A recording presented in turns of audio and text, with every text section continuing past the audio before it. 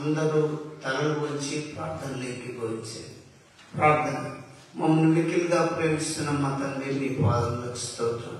ఈ దేవుని ప్రభువా, మీ శిలువ చాటుకు మరుగు చేసుకుని మీ వాక్యము ద్వారా చూటిగా చక్కగా వారికి అర్థమయ్యే రీతిగా మీరు మాట్లాడమని ప్రార్థిస్తున్నాం. దేవా, నీ వాక్యపు లేఖనాలు మేము గ్రహించకు మాకు తెలియజేయమని ప్రార్థిస్తున్నాం. పరిశుద్ధాత్మ దేవా, ప్రతి బిడ్డ విని గ్రహించి తమ హృదయంలో ఆ వాక్యము రాసుకొని దాచుకొని కష్టకాలంలో మిమ్మల్ని స్తుతించినట్లు నీ వాక్యంతో వారిని నింపుమని ప్రార్థిస్తున్నాం. లైవ్ వింటున్న బిడ్డలను, కూడి వచ్చిన బిడ్డలందరినీ ఆశీర్వదించి నీ వాక్యంతో నింపి దీవించమని యేసు నామములో ఎంతో ప్రార్థిస్తున్నాం తండ్రి. ఆమేన్. దయచేసి దేవుని వాక్యం బహు జాగ్రత్తగా వినండి. బైబిల్లో ఏం రాయబడినదంటే, ఈ మాటలు దొరికిన వారికి జీవం, సర్వ శరీరానికి ఆరోగ్యం వస్తుంది. బైబిల్ మాటలు. యేసుప్రభు కూడా ఒక మాట చెప్పిండు, మనుషులు బ్రతకాలంటే రొట్టె వలన కాదు కానీ దేవుడిచ్చే ప్రతి మాట వలన బ్రతుకుతాడు.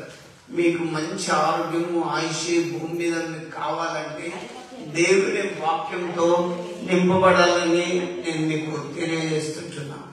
ప్రియ దేవుని బిడ్డారా, ఈరోజు నేను చెప్పే అంశం అందరూ గమనించండి.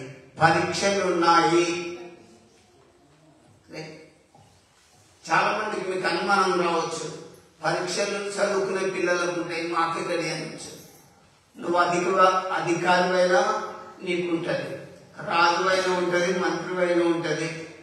రోమపత్రిక ఏం చెప్తుంది తెలుసా? బైబిల్ గ్రంథంలో మనలో ప్రతివాడు దేవునికి లెక్క అప్పచెప్పవలసి ఉన్నది. ఎవరైనా నువ్వు మానవుని అని నువ్వు మానవుని అని గుర్తు చేసుకుని దయచేసి పరీక్షలు ఉంటాయని గమనించండి. చూద్దాం, దేవుడు పెట్టే పరీక్షలో మీరు గెలుస్తారా, ఓడిపోతారా? మనము స్కూల్కి పోయి పరీక్షలు చదువుకొని బాగా రాసి పాస్ అయితేనే పై క్లాస్కి పోతాం. ఫెయిల్ అయితే పంపుతారా? ఈ భూమి మీద ఉన్నప్పుడు ప్రతి ఒక్కరికి పరీక్ష ఉంటుంది. ఆ పరీక్షలో మీరు పాస్ అయితేనే పరలోకం ఉంటుందని ప్రభు వాక్యాన్ని బట్టి నేను మీకు తెలియజేస్తున్నా. నేను మీకు అర్థమయ్యేటట్టు చెప్తున్నా. లేఖనాలు ఇప్పి చెప్పాలంటే టైం ఎక్కువ పడుతుంది. మీకు ఫస్ట్ అర్థం కావాలని నేను చెప్పే వాక్యం.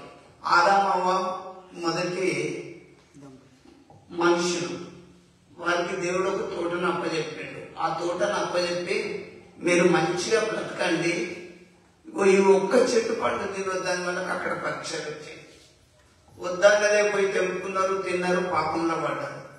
బైబిల్ గ్రంథం ఎంత పెద్ద చేతులు పట్టుకొని బ్రతుకుతున్నాం. భూమి మీద ఎన్ని తప్పులు చేస్తున్నాము, ఎన్ని చెడ్డ మాటలు ఆడుతున్నాం, చెప్పారని పనులు ఎన్ని చేస్తున్నామో మీకే తెలియాలి. ఆదామవ్వల కంటే మనం భ్రష్టులమైపోతున్నామా, దివ్యమైన వాళ్ళమైతున్నామా? దేవుడు ఒక రోజు పరీక్ష పెడతాడు. సృష్టిని ఏదైనా వనాన్ని చేసినా ఆ దేవుడు, అరే ఆదామా నువ్వు ఎక్కడున్నావు అంటే, ఆదాం ఏమంటాడు? అడుగుతాడు, ఆదామా నువ్వు ఎక్కడున్నావు అంటే, ప్రభువా నేను నీ స్వరం విన్నప్పుడు ఈ తోట మధ్యలో చెట్ల సాటుకు దాక్కున్నా అంటాడు. దాక్కోవలసిన పరిస్థితి ఎందుకు వచ్చింది? తప్పు చేసిండు కదా. దేవుడు ఇచ్చిన రమ్యమైన శ్రేష్టమైన వస్త్రాలను పోగొట్టుకొని ఏదైనా వనంలో ఆకులు కట్టుకొని దిగంబరిగా ఉన్నాడు. అంటే మీరు ఒకటి గమనించాలి, క్రైస్తవులు మనం విర్రవీగొద్దు. మనం నల్లని మురికి ఏదను మనం తెల్లగా చేసుకొని ప్రభులు మనము పరిశుద్ధులంగా బ్రతకాలి ఈ భూమి మీద. ఒక్కసారి నేను మీకు జ్ఞాపకం చేస్తున్నా, గుడికి వచ్చినంత మాత్రంలో భక్తులం కాము. బైబిల్ చెప్పి పాటలు పాడి హల్లెలూయా అన్నంత మాత్రంలో విశ్వాసం కామని గుర్తు చేస్తున్నా. మనకు పరీక్షలు ఉంటాయి. మనలో ప్రతి వాడు దేవునికి లెక్క అప్పచెప్పవలసింది. ఆ పరీక్షలో నువ్వు పాస్ కావాలి. పాస్ కాకపోతే రియల్గా నేను చెప్తున్నా, మీరు ఖచ్చితంగా నరకం పాలవుతారు. ఇది 70 ఏళ్ల యాత్ర. నీకు ఎంత బలం ఉన్నా, ఎంత విరవీగినా ఈ 70 ఏళ్ల లోపల మన చాప్టర్ క్లోజ్ అవుతుంది. ఎంతటి వాడిదైనా 70 ఏళ్ళ రాగానే కళ్ళు కనబడే, పనులు ఊసిపోతాయి, కాళ్ళు నడవరాదు, పరిస్థితి ఘోరంగా అవుతాయి. ఎక్కడికి పోతాం? పరీక్ష దేవుని ఎదుటకు వెళ్లాల్సిన రోజు ఒకటి ఉంది. అందుకే నేను మీకు జ్ఞాపకం చేస్తున్నా, దేవుడు పెట్టే పరీక్షలో మీరు పాస్ కావాలి. ఆదామవ్వలు ఫెయిల్ అయింది.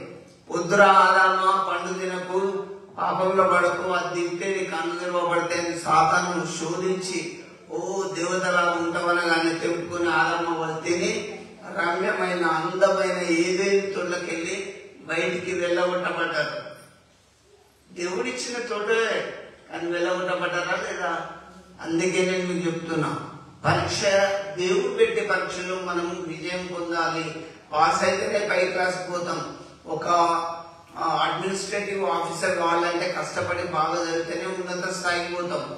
వింటర్లా మీరు మంచిగా పరలోక రాజ్యం పోవాలంటే ఈ భూమి మీద పరిశుద్ధులుగా, విశ్వాసులుగా, నిజాయితీపరులుగా, పాపం లేని పాప రైతులుగా మీరు దయచేసి బ్రతకాలని దేవుని వాక్యం మనకు బోధిస్తుంది. నీతి మార్గంలో నడవండి. యేసు ప్రభు మార్గంలో నడిచినప్పుడు, ఆయన చెప్పిన బాటలో నడిచినప్పుడు పరలోక రాజ్యం ఖచ్చితంగా దొరుకుతుంది.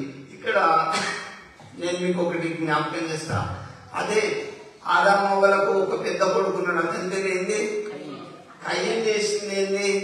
తన తమ్ముడైన ఏబేలును చంపిండు. ఎందుకు చంపిండు? తమ్ముడైన ఏబేలు దేవునికి అర్పణ తీసుకొచ్చిండు. దేవుడు దాన్ని పరిశీలించి పరీక్షించాడు. బాగా చూడండి, పరీక్షించినప్పుడు ఏబేలు యొక్క అర్పణ దేవుడు దీవించాడు, దాన్ని ఆశీర్వదించాడు. అంటే మనం చేసే ప్రతి పని దేవుడు పరిశీలిస్తాడని మీరు మర్చిపోవద్దు. నేను మీకేం చెప్తున్నా, నువ్వు అర్పణ తెమ్మని కాదు నేను చెప్పేది, మీరు పరిశుద్ధంగా ఉండాలని చెప్తున్నా. దేవుడైన యెహోవా ఏబేలు అర్పణను లక్ష్య పెట్టాను. ఎందుకంటే శ్రేష్టమైన దేవునికి తెచ్చిచ్చాడు. దేవుడు చూసి పరిశీలించి ఏబేలు చాలా దేవునికి నీట్గా నాణ్యమైనది తెచ్చిచ్చిందని ఆశీర్వదించాడు. అది తట్టుకోలేని తన అన్న కయ్యను పొలంలో పడి ఏబేలును చంపేసిండు. అప్పుడు దేవుడు కయ్యను కూడా పరిశీలించాడు. ఒరే కయ్యన్, నీ తమ్ముడైన ఏబేలు ఎక్కడున్నాడు అడిగిండు. దేవుడు పరీక్షలు పెట్టి అడిగినప్పుడు నువ్వు అబద్ధం చెప్తావా? నేను నీతి మాటలు 99 చెప్పి ఒక్క తప్పు చేసిన తప్పే. వింటున్నా, గుడికి వచ్చినప్పుడు మనం ఎంత బయలుదేరినా, ఉజ్జీవంగా ఎంత స్తుతించినా, లోకంలో ఉన్నప్పుడు, బయట ప్రపంచంలో ఉన్నప్పుడు ఏ తప్పు చేసినా తప్పు కిందికే వస్తుంది. మళ్ళీ ఇంటికి వచ్చిపోతే మొక్కుబడి తీసుకుంటే కాంకలిస్తే పాపాలు పోతాయని అనుకోకండి. పాపం పాపమే. దేవుడు పెట్టే పరీక్షలో దేవుడు అడిగినప్పుడు నువ్వేం సమాధానం ఇస్తావు? చూడు, ఒరే కయ్యేది తమ్ముడైన ఏమి ఎక్కడున్నాడంటే ఆయన ఇచ్చే సమాధానం ఏంటి? ఆయన కయ్యను ఏమనుకున్నాడు తెలుసా? నేను పొలంలో దొరికినప్పుడు ఎవరు లేరు కదా, ఎవరు చూడలేదు కదా అనుకున్నాడు. యెహోవా కన్నులు ప్రతి స్థలంలో ఉండి మంచివారిని చెడ్డవారిని అవి చూస్తుంటాయి. నువ్వు మంచివారివేగా చెడ్డవారివేగా? పైనుంచి ఆకాశంలో నుంచి దేవుని కన్నులు మనలో చూస్తుంటాయి. అందుకే దేవుని బిడ్డారా నేను మీకు చెప్తున్నా, 70 ఏళ్ళ యాత్రలో భక్తి కలిగి బ్రతకండి. మనము భక్తి లేకుండా విశ్వాసం అని పిలువబడ్డ కష్టం. మనకు మనమే ముద్రేసుకొని రెవరెండం పాస్టర్లం బిరుదులు పెట్టుకోవడంలో పెద్ద అదేం కాదు. ఎవడో ఇచ్చిన సర్టిఫికెట్ పెట్టుకొని నేను బిషప్ను నేను రెవరెండ్ అంటే కాదు. దేవుని చేత దేవుడు అడిగినప్పుడు నమ్మకంగా ఉండాలి. ఒక మాట అంటాడు, బలా నమ్మకమైన మంచి దాసుడా అని పిలువబడాలి. నేను చూసినప్పుడు నా కుమారుడు మంచివాడు అనే పేరు నీకు రావాలి. నిన్ను పరీక్షించినప్పుడు బలా నమ్మకస్తుడు అనే పేరు నీకు ఉండాలి. ఒకవేళ పరిచర్యలో నమ్మకం లేవు, కుటుంబంలో నమ్మకం లేకపోతే నీకు ఆ పేరు వస్తుందా? రాదు కదా. ఒలింపిక్స్ గేమ్స్ లో ఒక పథకం సాధించాలంటే ఎంత కష్టపడి గేమ్స్ ఆడాలి. చూడు, మన జీవితంలో ఈ జీవిత యాత్రలో మనం భక్తిపరులుగా, విశ్వాసులుగా, దేవుని బిడ్డలంగా మనం ఎదగాలంటే మనకు ఒక పరీక్ష ఉంటుంది. దేవుడు చెప్పే పరీక్షలో మనం పాస్ కావాలి. ఒకవేళ దేవుడు కయ్యను ఈ తమ్ముడైన ఏంటి ఎక్కడ ఉన్నాడంటే ఏమంటాడు దేవుడితో సమాధానం? దేవుడు అనే భయం కూడా లేదు. ఏం నా తమ్ముడికి నేను కావాలి అన్నా నాకేం తెలుసు అంటాడు. సంపిండి పొలంలో మాట్లాడింది దేవుడు అనే విషయం కూడా తెలియక నా తమ్ముడికి నేను కావాలి అన్నా అంటాడు. దేవుడు ఏం చేసింది తెలుసా? దేశ దిమ్మలు అయిపోదు అని శపించేసింది. పరీక్షలో కయ్యను కూడా ఓడిపోయింది, ఆలమ్మవారు కూడా ఓడిపోయింది. మంచిగా ఉండండి బిడ్డ, ఈ తోటంతా మీరే, చక్కచక్కటి పనులు తినండి అంటే దేవుని మాటలు విన్నారా? నేను కూడా చెప్తాను, గుడికి రావడమే కాదు, చెడును మన జీవితంలో అంటకుండా చూసుకోవాలి. చెడు పనులకు దూరంగా ఉండాలి. తాగుడు, వ్యభిచారం, జూదం, అబద్ధం, మోసం, ఇతరులది లాక్కోవడం, పొరుగు మర్యాదలు ఉన్నాయి కదా, అవన్నిటిని కూడా తూచా తప్పకుండా పాటించి దేవుడిచ్చే పరీక్షలో దేవుడు అడిగినప్పుడు నేను కరెక్టున్న ప్రభు అని చెప్పే వాళ్ళు ఎవరున్నారు? యేసు ప్రభు మాట్లాడుతూ ఆయన ఈ లోకంలో ఉన్నప్పుడు ఒక సంఘటన జరిగింది. ఒక వ్యభిచారం ముందు పట్టబడిన స్త్రీని ఆయన దగ్గరకు తీసుకొచ్చి, అయ్యా మేము పాపం చేస్తున్నప్పుడు దొరికింది మాకు, ఈమెను పట్టుకొచ్చినాం. మోషే ధర్మశాస్త్రం ఏం చెప్పింది? రాళ్లతో కొట్టి ఈమెను చంపాలని చెప్పింది కదా, ఇప్పుడు నువ్వేమంటావు? నువ్వు బోధకుడు కదా అన్నాడు. అప్పుడు యేసు ప్రభు ఏమన్నాడు తెలుసా? చెయ్యి భూమి మీద పెట్టి మీలో పాపం లేని వాడేవాడో మొదట రాయి వేయండి. ఎవరికి పాపం లేదో అక్కడ రాయి వేయమని లెక్క చూసి పరీక్షించండి వాళ్ళను. అక్కడ ఉన్నాడు వాడు వేసిండా? ఒక్కడే. ఎందుకు? అందరిలో పాపం ఉన్నది. నేను మీకు చెప్తున్నా, యేసు ప్రభు లేచిండు, అమ్మా నేను కూడా నీకు శిక్ష విధింపా, నువ్వు వెళ్ళిక పాపము చెయ్యకు అని ఆమెను అమ్మ అని పిలిచిండు. లోకం ఆమెను ఏమనుకున్నారు? పాపి అనుకున్నారు. కానీ యేసు ప్రభు అమ్మ నువ్వు వెళ్ళి ఇక పాపం చేయొద్దు అని చెప్పిండు. నేను దేవుని వాక్యాన్ని బట్టి చెప్తున్నా, గతంలో జరిగిపోయిన దినాల్లో, ఇయర్స్ లో ఎన్నో తప్పులు, పొరపాట్లు మన జీవితంలో చేసి ఉండొచ్చు. కానీ ఒక పరీక్ష ఉంటుంది. ఆ పరీక్షలో మీరు నెగ్గాలి, పాస్ కావాలంటే పాపం చేయొద్దు, తప్పు చేయొద్దు. అన్ని తెలిసినాక మీరు దయచేసి తప్పు చేయొద్దు. చేస్తే ఇవే సాక్ష్యం ఇస్తే నువ్వు ఎంత విలువైనా 70 ఏళ్ళ లోపల చాప్టర్ క్లోజ్ అవుతుంది. తర్వాత మనము మన ఆత్మ దయచేసుకొని దేవుని యొద్దకు వెళ్ళాలి. కాబట్టి మీరు బహు జాగ్రత్తగా పరీక్షలు నెగ్గి పాస్ అయి పరిశుద్ధులుగా, పవిత్రులుగా బ్రతకాలని నేను మీకు తెలియజేస్తున్నాను. ఇప్పుడు ఇద్దరు ఓడిపోయిన దేవుడు అడిగిన ప్రశ్నలకు. ఎవరు? ఆదామవారు పోయిన, కయ్యను పోయిన. ఇంకొకటి కూడా నేను మోషే గురించి చెప్తా. ఆ నిర్గమ గణంలో రాయబడి ఉంటుంది, 4వ అధ్యాయం. దయచేసి తీసుకోండి.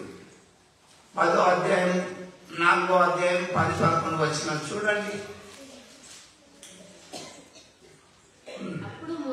అప్పుడు మోషే ఇంతకు మునుపైనను నీవు నీ దాసునితో మాట్లాడినప్పటి నుండి అయినను నేను మాట నేర్పరిని కాను, నేను నోటి మాంద్యము నాలుక మాంద్యము గలవాడనని యెహోవాతో చెప్పగా. చూడండి, దేవుడు ఇశ్రాయేలీయులు పడే బాధను బాగా చూస్తాడు. వాళ్ళు చాలా బాధపడతాను, వాళ్ళు ఇటుకలు చేస్తాను, కష్టపడతాను. వాళ్ళ పరిస్థితిని దేవుడు ఆకాశం నుంచి చూసి నా బిడ్డ చాలా బాధపడుతుందని చూసి మోషే నువ్వు పోయి ఆ రాజుకు చెప్పు, ఏమని వాళ్ళ కొరకు చెప్పు, ఏమని, రాజా మాకు నా బిడ్డలను ఇశ్రాయేలీయులను వీళ్ళని వెట్టి పనులు చేపిస్తున్నావు, వాళ్ళని బాధ పెట్టకు అని చెప్పమంటే మోషే ఏం చెప్తాడు? అబద్ధం చెప్పుకుంటాను. దేవుడు నిన్ను అడిగినప్పుడు, దేవుడు నిన్ను పరిశీలించినప్పుడు, దేవుడు భూమికి పునాదేసింది ఎవరు? మన తాతరా? ఒకసారి జనరేషన్ తిరిగి చూడు. ఆకాశంలో సూర్యుని పెట్టింది ఎవరు? గాలిని చెట్లని ఇవన్నీ క్రియేట్ చేసి కళ్ళ చేసింది ఎవరు? ఒకసారి ఆలోచించు. మనం ఎంతో మేధావులం పెద్దోళ్ళం అని అనుకుంటున్నాం, కానీ మనకు తెలిసింది ఇంత ఈసమంతా కూడా దేవుని ఎదుటికి సాటి రాదు. ఇక్కడ మోషేని పిలిచి, మోషే ఆ బిడ్డలు చాలా బాధపడతాను, వాళ్ళ పక్షంలో పోయి నువ్వు మాట్లాడు, ఫరో రాజుతో మాట్లాడు, వాళ్ళ గురించి చెప్పన్నప్పుడు మోషే ఏమంటాడు? ప్రభువా, నేను నోటి మాన్యం గల వాడను, నేను నత్తి వాడను, నేను పోను ప్రభువా అంటాను. అరే నువ్వు యథార్థంగా విషయం చెప్పు, వాళ్ళ అధికారులు కానీ ఎవరైనా కానీ యథార్థంగా మాట్లాడాలి, అప్పుడు వాళ్ళ లోపల దేవుడు గొప్ప కార్యం చేస్తాడు. అయితే మోషేను దేవుడు పిలిచి పరిశీలించి పరీక్షించినప్పుడు నేను నత్తివాడను, నేను మాట్లాడని వాడని అంటాడు. ఇంకా కంటిన్యూషన్ చేయండి. యెహోవా చూడండి, దేవుడు అంటాడు మోషే నేను నత్తివాడని చెప్తాను, మానవులందరికీ నోరిచ్చిన వాడు ఎవరు? నత్తివాడినైనను, గుడ్డివాడినైనను, కుంటివాడినైనను పుట్టించింది ఎవరు? మోషే. నేను చెప్పినప్పుడు నువ్వు ఎందుకు వెళ్తావు అని మోషే మీద దేవుడు గట్టిగా వార్నింగ్ ఇచ్చాడు. ఒకసారి మీరు ఆలోచించాలి. బిడ్డ, నువ్వు గుడికి వస్తాను, ఈ తప్పు చేయొద్దు అని నేను చెప్తున్నా.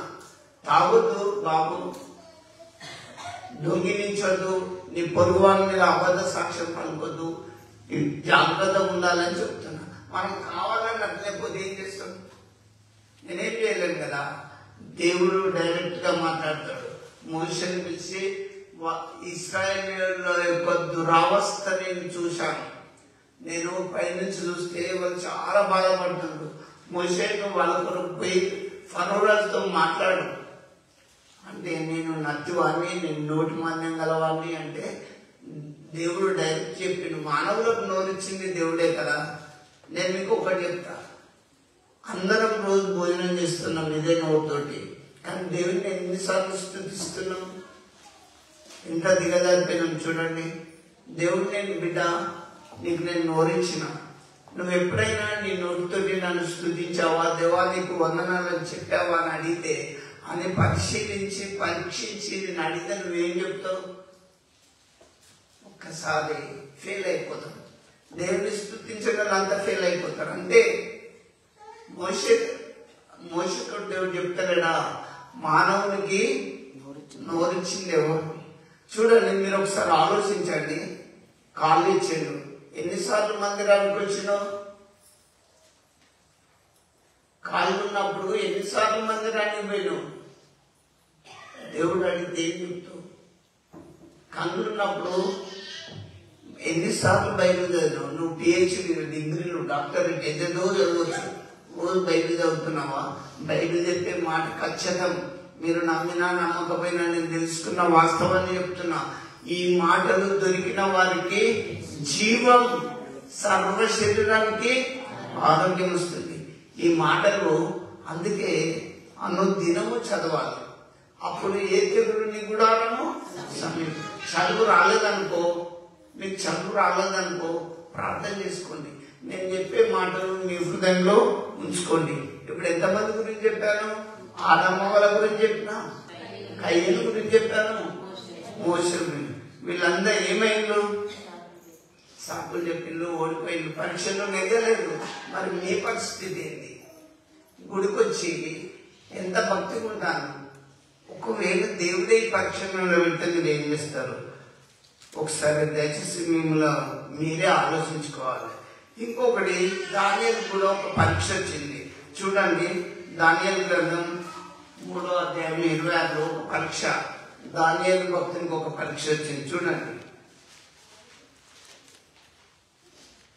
26 నుంచి 28. దానియేలు గ్రంథం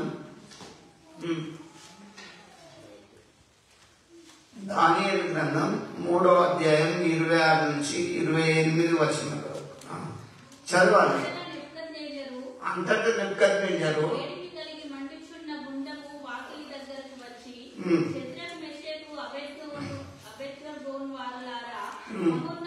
దేవుని సేవకులారా, బయటకు వచ్చి నా యుద్ధకు రండని పిలువగా శద్రక్, మెషక్, అబేద్నెగోను ఆ అగ్నిలో నుండి బయటకు వచ్చిరి.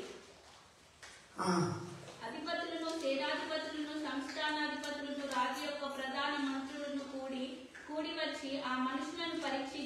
ఆ మనుషులను ఏం చేస్తాను, వాళ్ళకి పరీక్షలు చేస్తాను.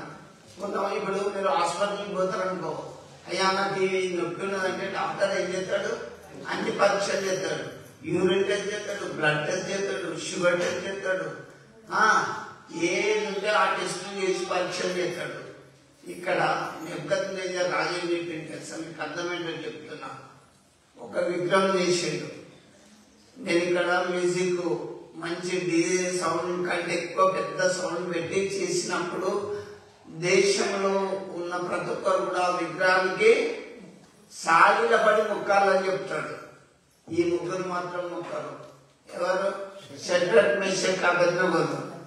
మొక్కకపోతే మన పక్కనే కొంతమంది విరోధులు ఉంటారు. ఈయనకి ఇంత డెవలప్ అయితే ఎందుకైతాడు, ఈయన ఇంత మంచిగా ఎందుకుంటాడు అని చూస్తాడు లేరా? నేను ఒకటి చెప్తా, అడుసు దొక్కనేలా కాలు గడనేలా. నిజాయితీగా ఉన్నప్పుడు 10 మందిలో కూడా ధైర్యంగా ఉంటావు. తప్పు చేసినప్పుడే ఫేస్ వాల్యూ తగ్గిపోతుంది. ఇక్కడ ఈ ముగ్గురు ఖండితంగా మేము మాత్రం మొక్కం అనగానే రాజు దగ్గరికి పట్టుకుపోయిన బట్టలు, రాజా నువ్వు పెట్టించిన ఈ విగ్రహం ఈ షడ్రక్ మేషక్ అబేద్నెగో అనే ఈ ముగ్గురు మొక్కనే మొక్కలేదు అనగానే రాజుకు కోపం వచ్చింది. నేను రాజుని ఏంది, ఒక ఆజ్ఞ ఇచ్చినప్పుడు దాన్ని పాటించకపోవడం ఏంది, తక్షణమే ఈ ముగ్గురిని మండే అగ్నిగుండంలో వేయండి అని ఆజ్ఞించింది. ఆ అగ్నిగుండము మునుపటి కంటే 7 అంతలా ఎక్కువ చేసేయమని చెప్పింది. దేవుని బిడ్డలారా, ఆ అగ్నిగుండం 7 అంతలు ఎక్కువైంది. మనమేమంటాం, అబ్బో మన ప్రాణాన్ని రక్షించుకోవడానికైనా రాజా మేము చెప్పినమే వింటామంటాం. అవునా? ఒక్కసారి గమనించాలి. పరీక్షలు వచ్చినప్పుడు జీవితంలో క్రైస్తవుడు అన్నందుకు ఏది రేషన్ లేదు, ఇల్లు లేదు, ఏది లేదంటే మేము ఎస్సీలేమే అంటారు కదా. మీరు ఈ కులం కదా, అలా చర్చికి ఎందుకు పోతారంటే ముఖం స్టార్ట్ చేసుకుంటారు, ఎప్పుడో వినం బాగాలేనప్పుడు అనుకుంటారు. అట్లా కాదు. ఈ ముగ్గురు మాత్రం, రాజా నువ్వు పెట్టిన ఈ విగ్రహానికి అసలే మొక్కం, 7 అంతలు ఎక్కువ చూసుకో, ఎప్పుడైనా పోతాం మేము, సిద్ధంగా ఉండాలి. సాగుకైనా సేవకైనా దేనికైనా. ఇది పర్మనెంట్ ప్లేస్ కాదని మళ్ళీ చెప్తున్నా మీకు. నిన్ను పరీక్షించే సమయంలో సిద్ధంగా ఉండు, సాగుకైనా సిద్ధంగా ఉండాలి. ఇక ఎప్పుడైనా పోతాం కదా. ఇప్పుడు హాస్పిటల్కి పోతే మాత్రము మందులు తెచ్చుకున్నంత మాత్రం ఇంకొంత బతుకుతామా? ఏదో మీకున్న డబ్బులు ఖర్చు పెట్టుకోవడానికి వెళ్ళాలి, రావాలి, పోవాలి, మింగాలి అంటే. నేను చెప్పేదే కంట, దేవునిలో ఈ మాటలు దొరికిన వారికి జీవం, సర్వ శరీరానికి ఆరోగ్యం, తర్వాత పరలోకం దొరుకుతుంది. అందుకే పరీక్షలు పాస్ కావాలి. ఈ ముగ్గురిని షడ్రక్ మేషక్ అబేద్నెగోలను ఏం చేసిండు తెలుసా? బట్టలు వచ్చిండు, గుంజుకపోయి అగ్నిగుండంలో వేసిండు. వేసేటప్పుడు మనమైతే ఉలికి పడతాం, భయపడతాం, సారీ ఇంకోసారి రాజు పెట్టిన ఆజ్ఞనే పాటిస్తామంటారు. వీళ్ళు ఏమన్నారు తెలుసా? ఒక్కటే బలమైన మాట అన్నారు, రాజా మేము ఆరాధించే దేవుడు రక్షించే సమర్థుడు. ఒకవేళ ఆయన రక్షించినా రక్షించకపోయినా సరే యేసయ్యనే అని చెప్పాడు. అట్లుందా విశ్వాసం క్రైస్తవులలో? ఇప్పుడు లేదు. చిన్నగా దగ్గుతేనే గొర్రెలు మింగుతాంటివి, ప్రార్థన చేసుకుంటే పోదా? చిన్న సంవత్సరాన్ని మీలో ఎవరికైనా శ్రమ సంభవించినా వాడు ప్రార్థన చేయాలి అని వాక్యం నేర్పిస్తుంది. నేను దేవుని బిడ్డలారా చెప్తున్నా, దేవుని వాక్యం మీద మీరు కట్టబడిన వాళ్ళైతే ఏం భయం లేదు. లోకానుసారంగా పైకి చూసుకుంటా అటు చూసుకున్నప్పుడే మీరు జారిపోతారు. ఈ ముగ్గురిని ఈడ్చుకొని పోయి పట్టుకొని పోయి అగ్నిగుండంలో వేసిన తర్వాత వారి మధ్యలో 4వ వారి రూపము వారి మధ్యలో తిరుగుతుంది. అప్పుడు రాజు నెబుకద్నెజర్ రాజు ఏం చేసిందంటే బట్టలను పిలిపించి వారిని బయటికి తీయండి అన్నప్పుడు తీసి పరీక్షించిండు. పరీక్షిస్తే ఇప్పుడు ఒక ఎంట్రుకు కూడా కమిలిపోయిన వాసన వస్తలేదు, బట్టలు కూడా కమిలిపోయిన వాసన వస్తలేవు. అప్పుడు రాజు వెంటనే అక్కడ రాయబడ్డది, వీరి దేవుడు పూజారుడు, లోకంలో ఉన్న అందరు దేవుళ్ళ కంటే షడ్రక్ మెషక్ అబ్నెగో అనే ఈ ముగ్గురు దేవుడే భుజాలుడు. ఆయన యుగాయుగములకు దేవుడు, మీరు ఆయనను ఆరాధించండి అని రాజే మారిపోతాడు. నేనేం చెప్తున్నా, రాజులు రాజ్యాలు ఇదంతా ఇప్పటి వరకు ఎందుకు స్ప్రెడ్ అయింది అనుకుంటారు? అరిచేతిని పెట్టి సూర్యకిరణాలు తాగుతాయా? దేవుని వాక్యం స్ప్రెడ్ అయిపోతూనే ఉంటది. ఎవడో బైబిల్ తీసేయాలి, వాక్యం చెప్పొద్దు. ఇదంతా ఎంత నువ్వు రిస్ట్రిక్షన్స్ పెట్టు, ఇరుకులో పెట్టు, ఇబ్బందులు పెట్టు, ఆగది. దేవుని స్వార్థ ప్రబలమై అందరికి అన్ని జాతుల వరకు వెళ్ళాలని లేఖనం చెప్తుంది. ఆ తర్వాత దేవుని రెండో రాకడ వస్తుంది. అందుకే నా ప్రియ దేవుని బిడ్డారా, మీకు పరీక్ష ఉంటది. ఎప్పుడుంటది తెలుసా? మధ్యాకాశంలో ఉంటది. ఆయన నమ్మిన వారు నమ్మని వారు. మీకు ఎగ్జాంపుల్ చెప్తున్న, గొర్రెలను మేకలను ఏ రీతిగా గొల్లవాడు డివైడ్ చేస్తాడో ఆ రీతిగా ఉండి నమ్మిన వారిని ఒకవైపు నమ్మని వారిని మరొక వైపు ఉంచి ఆ జడ్జిమెంట్ రోజు పరీక్ష ఉంటది. ఇప్పుడు అప్పటిదాకా మీరు ఒప్పుకుండాల్సిందే. ఇక్కడ షడ్రక్ మెషక్ అబేద్నెగోలు ఏ మాత్రం భయపడకుండా దేవుళ్ళు వాళ్ళు స్థిరంగా విశ్వాసంగా ఉన్నప్పుడు రాజమారేళ్ళు. అసలు నువ్వు కుటుంబంలో పాస్టర్ అయింది, నువ్వే బీబీ గోళీలు మిగితేట్లా? నువ్వు ఒక విశ్వాసం అయింది, నువ్వే ట్రీట్మెంట్ చేసుకుంటే ఎట్లా చెప్పు? నేను ఒకటే చెప్తున్నా, దేవునికి అసలు నా హస్తము విమోచింపలేనంత ఉచ్చకైపోయిందా? నేను గద్దిస్తే సముద్రం ఎండిపోతుందని దేవుని వాక్యం సెలవిస్తుంది. నీకే నా అప్పుల వారు నేను ఎవరికి మేము అమ్మివేస్తేనే మీ దోషములను బట్టి మీరు అమ్మబడతారు కదా. దేవుని మాటలు బలమైనవి. దయచేసి ఆ మాటలు మీ హృదయాల్లో నాటుకుంటే కష్టకాలంలో నేను చెప్పే మాటలు దేవుని వాక్యం మీకు అవసరానికి ఉపయోగపడుతుంది. అన్నా ఎవ్వరు మనకి చేయకునేది లేదు. దేవుడు తన దూతను పంపి మనకు సహాయం చేస్తాడు. నేను అంతకుముందు దూతల గురించి చెప్పాను. నేను మీకు ఎందుకు చెప్తున్నానంటే, దేవుని బిడ్డలారా, పరీక్ష ఉన్నది. మీరు బహు జాగ్రత్తగా ఉండండి. దేవుడు ఎంతమందిని పరిశీలించిండు?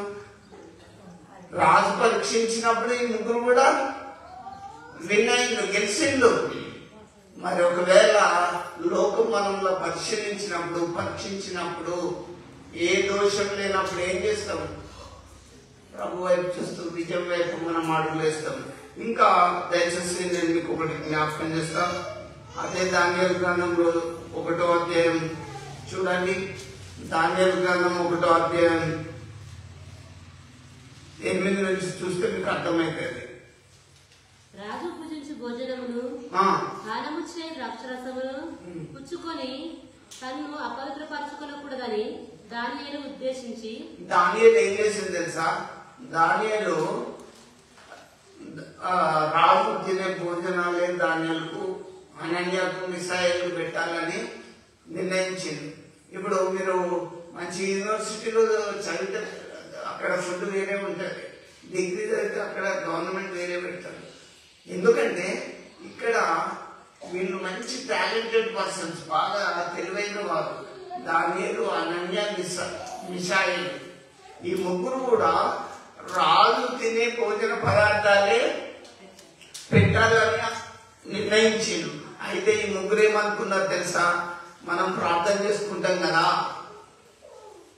ప్రార్థన చేసుకుంటే దేవుడు శక్తి, జ్ఞానం, తెలివి వేసనిస్తాడు. కాబట్టి మనం రాజు పెట్టే ఈ పదార్థాలు 10 రోజులు తినకుండా మానేద్దాం, ఫాస్టింగ్ ఉందాం అనుకున్నారు. ఆ చదువు మాకు కంటిన్యూషన్ చేయి.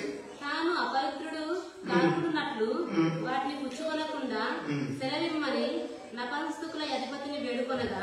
చూడండి, ముగ్గురు వాళ్ళకు అన్నం వండి పెట్టే నపుంసకుల అధిపతి గురించి వేడుకున్నారు. అయ్యా, దయచేసి ఒక 10 days మాకు ఆ భోజనం వద్దు, ఆ భోజనము మాకు వద్దని చెప్పి ఆ నపుంసకుల అధిపతిని వేడుకున్నారు.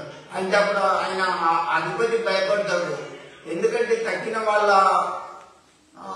ఇంతమంది ఉన్నారు కదా, వాళ్ళ ముఖాల కంటే మీ ముఖాలు విడిచిపోయినట్టుంటేమో, వీక్ అవుతాడేమో, రాజు మరి నన్ను అడుగుతాడు, నువ్వు వాళ్ళకి పెట్టగా ఈ ముగ్గురికని అడుగుతాడు, మరి నేను ఏం చెప్పాలి అంటాడు. ప్లీజ్ అయ్యా మేము ఒక 10 days మాత్రమే మాకు ఈ అవకాశం ఇవ్వంటారు. అప్పుడు కంటిన్యూషన్ కాదు 17-18. దేవుడు నపుంసకుల అధిపతి దృష్టికి దానియేలునకు కృపా కటాక్షం వద్దను అనుగ్రహించెను. చూడండి, ఇరుకులో ఉన్నప్పుడు మనం ఒకటి చేయాలి, ఫస్ట్ ప్రార్థన చేయాలి. రోగం వచ్చిందనుకో అటు టెన్షన్ కాకండి. ఇక్కడ దేవుని కటాక్షం, దేవుని కృప మన మీద ఉండాలి అంటే ఫస్ట్ ప్రార్థన చేయాలి. దేవా పనిని దీవించు, నీ రాకపోకలేని యెహోవా నిన్ను కాపాడును, నీ చేతి పనులన్నింటిలో ఆయన నేను దీవించునని లేఖనాలు చాలా చోట్ల వింటాం బైబిల్లో.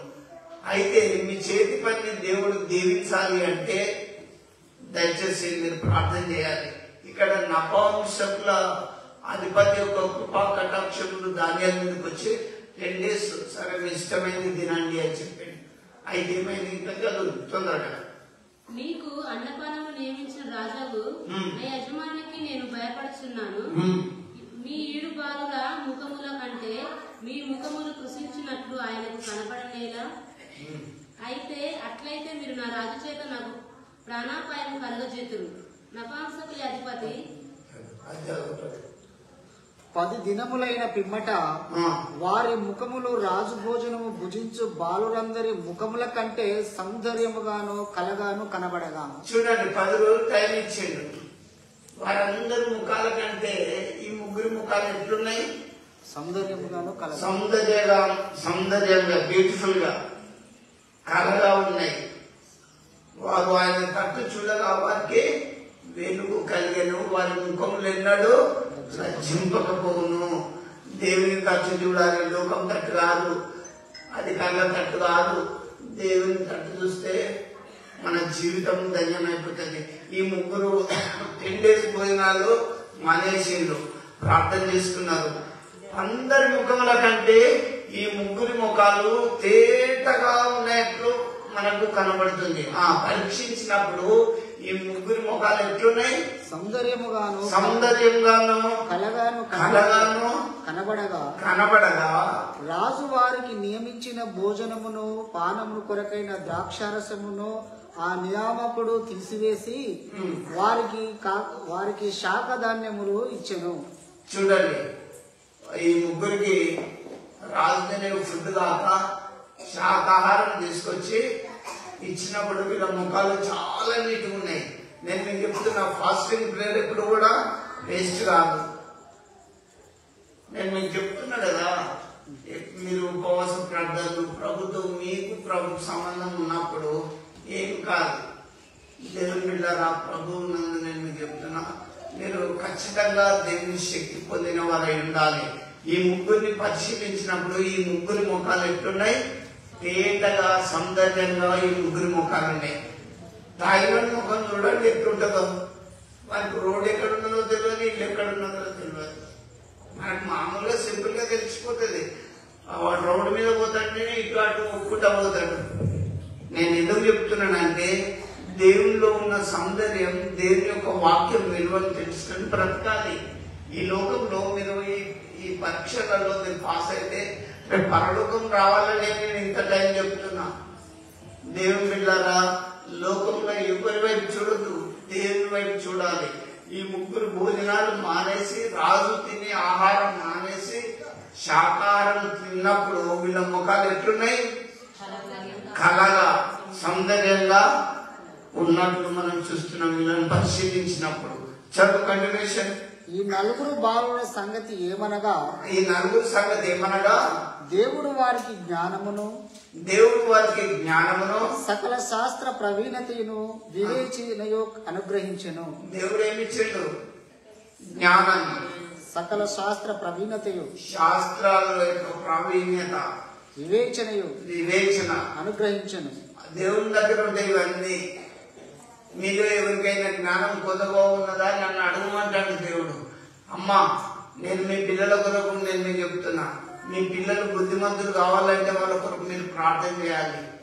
యోగు అరుణోదయంలో లేచి పిల్లలు పాపంలో పడిపోతారు, యుక్తకాలం యవనస్తులు కాబట్టి వాళ్ళ కొరకు ప్రార్థన చేసేవాడు. నేను మీకు చెప్తున్నా, ఇక్కడ దేవుడు వీళ్ళకు మంచి టాలెంట్ ఇచ్చిండు కాబట్టి ప్రభు వాక్యాన్ని బట్టి నేను మీకు తెలియజేస్తున్నా. దేవుని వాక్యంతో నింపబడండి. దేవుడు పరిశీలిస్తాడు. చదువు రవి. మరియు దానియేలు సకల విధములకు దర్శనములను స్వప్న భావమును గ్రహించు తెలియగలవాడై ఉండెను. దేవుడు దానియేలుకి ఎలాంటి తెలివించిండు?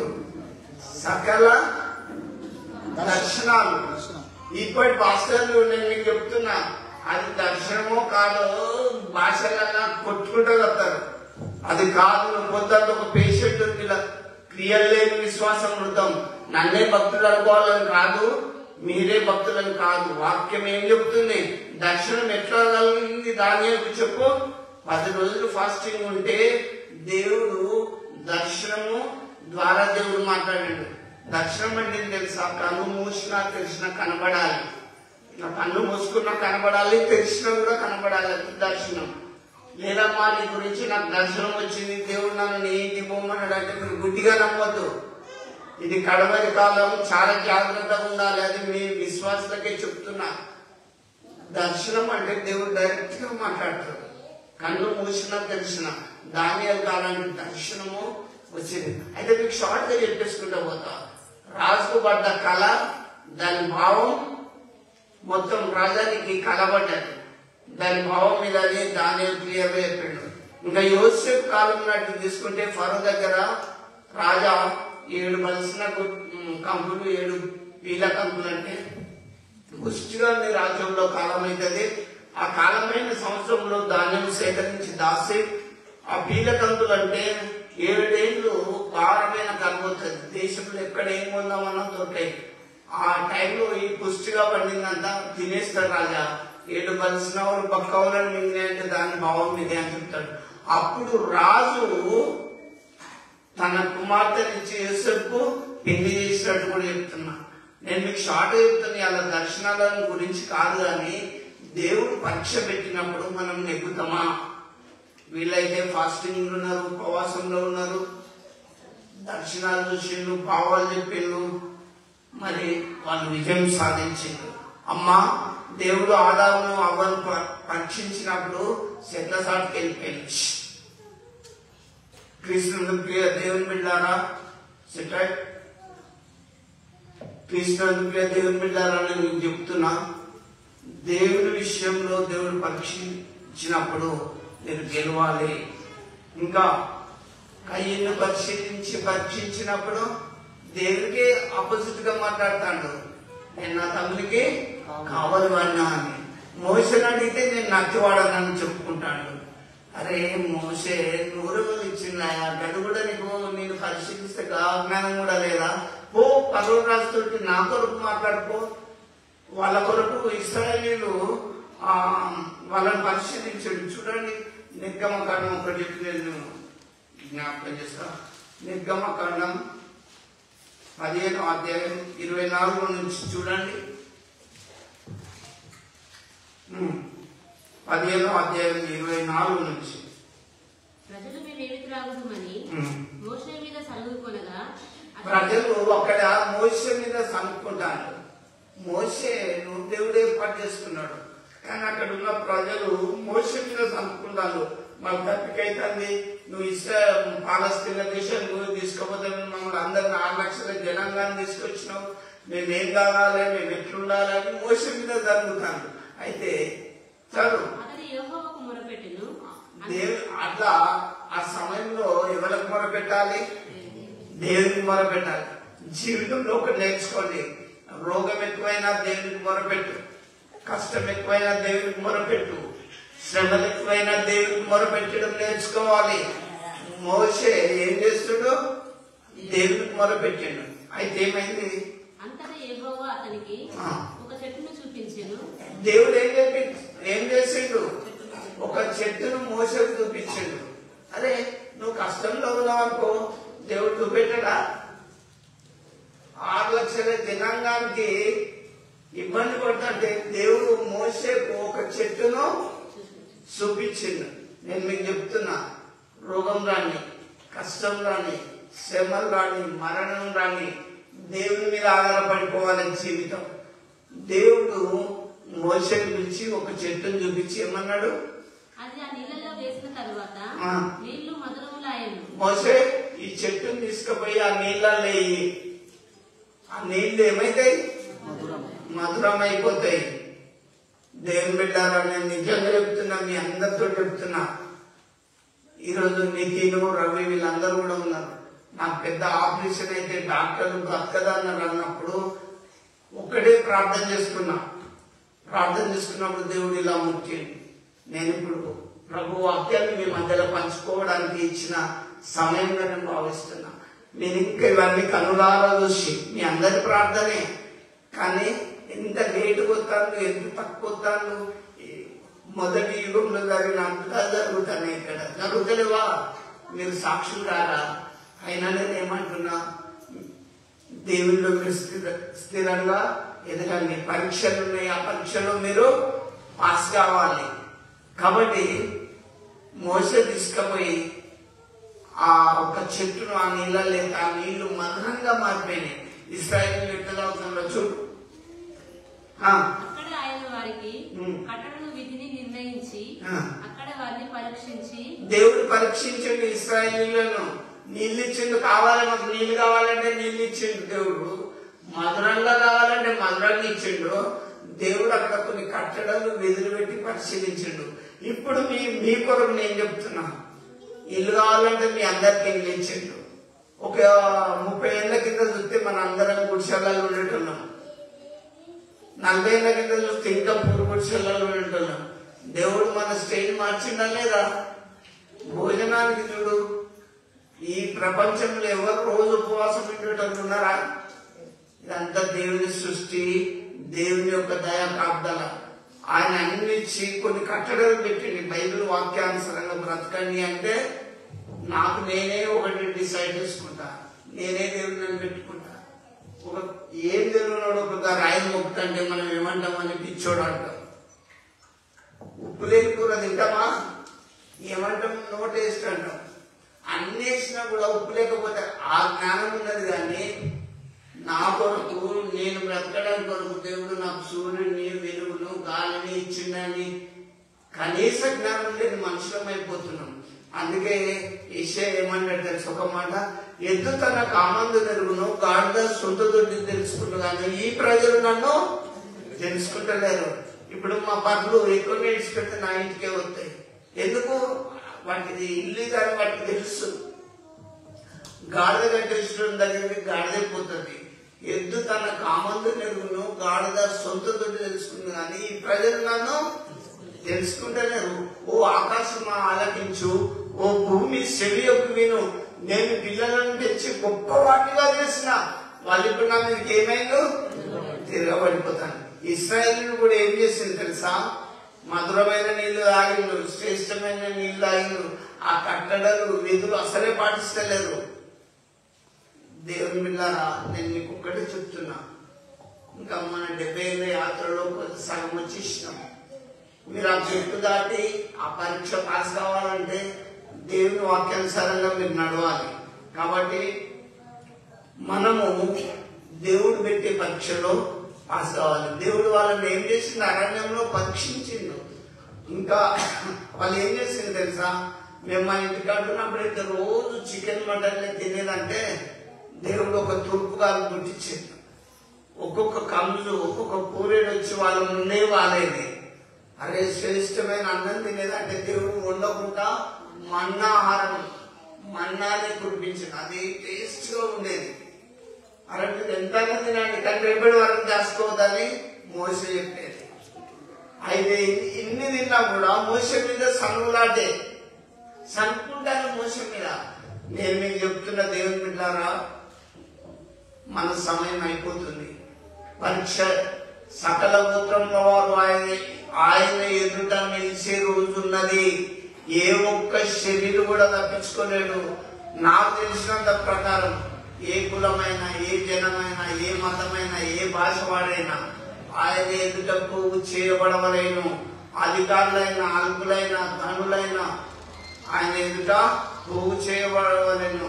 నేను మీకు ఇంకోటి చెప్తా, ఒకసారి బైబిల్ గ్రంథం చాలా ఉన్నాయి చెప్తే, ఒకసారి నెబుకద్నెజరును దేవుడు పరిశీలించాడు. నేను నిన్ను చూడగా క్లాసులో నిన్ను తూచగా నువ్వు తక్కువగా కనబడ్డావు అంటాడు దేవుడు. దేవుడు ఇలా పాసంగా వేసి చూస్తే క్లాసులో నువ్వు తక్కువగా కనబడ్డావు, కాబట్టి నీ చేతిలోకి వెళ్ళి ఈ దేశాన్ని తీసేస్తున్నా అని చెప్పి దేవుడిచ్చే అధికారం మనకిచ్చినప్పుడు మంచిగా న్యాయంగా నీతిగా క్రమశిక్షణగా విధి విధానంగా మనం పాటించాలని వాక్యం మనకు నేర్పిస్తుంది. కానీ మన ఇష్టానుసారమైన పనులు చేసి దేవునికి లోకానికి విరుద్ధంగా మనం ఉంటే దేవుడు మనలో త్రోసివేస్తాడు. నేను ఈ రాజ్యం నుండి ఎద్దరి నుంచి నేను తీసేస్తున్నాను అన్నాడు. ఇంకా ధనవంతుని కూడా పరీక్షించాడు. ఒరే ధనవంతుడా, ఇవాళ ఒక్క నీళ్ళ సుక్క పంపమంటున్నావు, భూమి మీద ఉన్నప్పుడు నువ్వు కాస్ట్లీ బట్టలు వేసుకున్నావు, రోజుకు 3 సార్లు తిన్నావు, దేవుడు అంటే లెక్కలేదు, నీకు ఎవరంటే లెక్కలేదు, నువ్వైతే ఇప్పుడు నరకంలో కాల్చున్నావు కాదు అంటే, అయ్యా నీ పక్కన ఉన్న లాకర్తో ఒక్క చుక్క పంపి నా నాలుగని చల్లార్చవన్నాడు. వీడు భూమి మీద ఉన్నప్పుడు ఒక చుక్క ఎవరికి పోయినాడు, ఇప్పుడు దేనికి యాత్ర పడుచున్నాడు, నీళ్ళు కావాలని. నేను మీరు చెప్తున్నా, ఆ పరీక్ష రాకముందే, ఆ శ్రమ కాలం మనకు రాకముందే మీరు పాస్ కావాలంటే వాక్యానుసారంగా ఆయన కట్టడలు విధులు పాటించాలి. అప్పుడు అబ్రాహాం ఏమంటాడు తెలుసా, నా గురించి భూమి మీద చెప్పేవాళ్ళు ఇంకున్నారు, వాళ్ళ మాటలు వింటే నా మాటలు విన్నట్టే అని చెప్పిండు. నేను మీకు దేవుని వాక్యాన్ని బట్టి చెప్తున్నా, దయచేసి త్రాగుబోతులు, విగ్రహారాధకులు, నరహంతకులు, వ్యభిచారులు దేవుని రాజ్యానికి అస్సలు వారసులు కాదు. మీ పై వస్త్రాలు కాదు సబ్బు పెట్టుకుంటూ పోయేది. నా నల్లని మురికి ఎదను అతి తెల్లగా చేయునెవరు, నా రాటపు పాపముద్ర పరిపూర్తిగా తుడచునెవరు, నా నల్లని మురికి ఎదను. చూడండి, సంపదనే ఆలోచన కయ్యకు వాడు ఎప్పుడో పెట్టుకున్నాడు, కుట్ర తమ్ముని మీదనే. అది అట్లా పెట్టుకొని తీసింది మరి అయిపోయింది. తినొద్దురా ఆదాము, ఆ పండు తింటే పాపంలో పడతామని దేవుడు చెప్పి ఆకాశం పోతే వద్దన్నదే చెప్పుకున్నాడు. నువ్వు గుడికొస్తావు, గుణం మారది, గుడికొస్తావు, ప్రవర్తన మారది, చర్చకొస్తావు, నన్నేమని ఎవరేమంటారని ఇష్టానుసరంగా బ్రతుకుతావు. నేను మీకు చెప్తున్నా, మనలో ప్రతి వాడు దేవునికి లెక్క చెప్పవలేను. అప్పుడు దేవుడు నిన్ను పరిశీలిస్తే దయచేసి మీరు ఫెయిల్ అవుతారా పాస్ అవుతారా మీకే అప్పుడు చెప్తున్నా. అందుకే ఒకటి చెప్పి నేను ముగిస్తాను. దయచేసి బైబిల్స్ ఉన్నవారు 1 దశలోనికైలకు తీసుకోండి. 1 దశలోనికైలకు 5:21 ఏమని చెప్తాను చూడండి. బైబిల్లో తొందరగా 5:21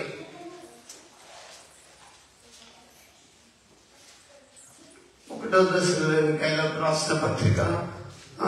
ప్రవచించుటకు నిర్లక్ష్యం చేయకుడి, సమస్తమును పరీక్షించి మేలైన దానిని చేపట్టుడి. మీరు పరీక్ష చేసుకోండి, సమస్తమును పరిశీలించాలి. నేను చెప్పిన దాంట్లో కూడా ఏమన్నా లోపాలు ఉంటే పరిశీలించండి. లోకంలో ఏ తప్పునైనా మనము బాగా వివేచించి అయ్యా బట్టలు చాపకపోతే ఇష్టం ఉన్న కలర్స్ తీస్తాం, ఇది నచ్చదు అది నచ్చదని తీసి మనకు ఇష్టమైన తీసుకుంటాం. బైబిల్ ఏం చెప్తుంది, సమస్తమును పరీక్షించి మేలైన దాన్ని పరీక్షలు మీకు ముందున్నాయి, మీకు ముందు పరీక్ష ఉన్నది. పాపులందరూ పడేసే రోజు ఉంటది. దయచేసి బయటికి రండి, ఇక సమయం లేదు. మీరు ఇప్పటికీ ప్రభు వాక్యాన్ని బట్టి పరిశుద్ధులుగా ఉండాలి. ఇంకొకటి చెప్తా, ప్రకటన గ్రంథం 2వ అధ్యాయం 2 చూడు. ప్రకటన గ్రంథం 2:2 ఒకసారి చూసుకోండి, మీకు తెలిసిపోతుంది. నీ క్రియలను, నీ కష్టమును, నీ సహనమును నేను ఎరుగుదును. దేవుడు ఏమంటాడు, అయ్యా ఓ బ్రదర్, గుడికొచ్చి నిద్రపోతే నువ్వు భక్తునివే కాదు. బైబిల్ ఏం చెప్తుంది, నీ క్రియలను చదువు, నీ సహనము, నీ కష్టము నేను ఎరుగుదును. నీవు దుష్టులను సహింపగలననియు అపోస్తులు కాకయే తాము అపోస్తులమని చెప్పుకొనుచు వారిని పరీక్షించి. చూడండి, దేవుడు ఏర్పరచుకునే లేదు, నేను కూడా సేవకున్నా అనేటువంటి లేరు, నేను రాయలేదు అని బైబిల్లో రాయబడ్డది. అపోస్తులము కాక నేను అపోస్తులనే, నేను బోధకుడినే, నేను సేవకున్నాను. వాళ్ళు ప్రేర్ చేసుకున్నట్టే రాదు. అక్కడ వాళ్ళు ఎక్కడోళ్ళు వారు అబద్ధికులని కనుగొనవనియు నీవు సహనములు కలిగి నా నామము నిమిత్తము భారం భరించి అలయలేదని నేను ఎరుగుదును. చూడండి, మీరు అబద్ధికులను మీరు తెలుసుకోవాలి. దేవుని పిలుపుండి దేవుని వాక్య పరిచర్య చేసేంత ఓర్పు నేర్పు అంటుండాలి. ఈ కడవరి కాలంలో ఇస్కేల్లో రాష్ట్ర పత్రిక ఏం చెప్తుంది తెలుసా? వీళ్ళ వలన ఏదో లాభం వస్తుందని వాళ్ళని ఎక్కడికి కొట్టుకపోయి చువ్వ తప్పించిపోయే సేవకులు చాలా మంది బయలుదేరిండు. జాగ్రత్తగా ఉండండి. మీరు సమస్తమును పరిశీలించి మేలైన దాన్ని చేపట్టుకుని దేవుని రాజ్యానికి వారసులు కావాలి. దేవుడు పెట్టే పరీక్షలు మీరందరూ పాస్ కావాలి. దాన్ని పాస్ కాలేదా? అయ్యిండు భోజనం చేయలేదు, దేవుడితో మొరపెట్టుకున్నాడు, మంచి దర్శనాలు చూసే భావం వచ్చింది. ఇప్పుడు చప్పట్లు కొట్టుకుంటూ వచ్చే దర్శనాలు కావు. ప్రభునందు నేను నీకు చెప్తున్నా. ఇంకా మోసే దేవుడికి మొరపెట్టిండు, ఒక చెట్టును తీసుకుపోయి నీళ్ళలేయంగానే మధురంగా మారింది. ఈనాటి సేవకు అంత టాలెంట్ ఏది? క్రైస్తవులు వెళ్ళిపోతుంది తెలుసా? డబ్బు కొరపోతుంది. డబ్బు ఎవరు సంపాదించుకున్నారు? యూదా. తుదకి ఏమైంది? ఉరితాడైంది. డబ్బు కాదు, సేవ చేస్తే ప్రాణత్యాగం చేసుకోవాలి. డబ్బు సంపాదించుకోవడానికి కాదు సేవ చేసేది, కాంతలిత్తరని కాదు సేవ చేసేది. ఎంతో మంది దేశంలో ప్రపంచంలో ఎంతో మంది దేవుని వాక్యం అందక కరెక్ట్ చెప్పక నశించిపోయే ఆత్మలు ఎన్నో ఉన్నాయి. వాళ్ళని పురిగొల్పి ఇలాంటి పరీక్షల్లో వాళ్ళు పాస్ కావాలని మనం ప్రయాసపడాలి. దేవుడి ఈ వాక్య భాగంను మీ వినికిడిలో ఆశీర్వదించును గాక. ఆమేన్. ప్రార్థన చేస్తున్నాం. మమ్మల్ని మిక్కిలిగా ప్రేమిస్తున్న తండ్రి నీకు స్తోత్రం. అయ్యా, మీరు పెట్టే పరీక్షలో మేము పాస్ అయ్యే భాగ్యం దయచేయండి.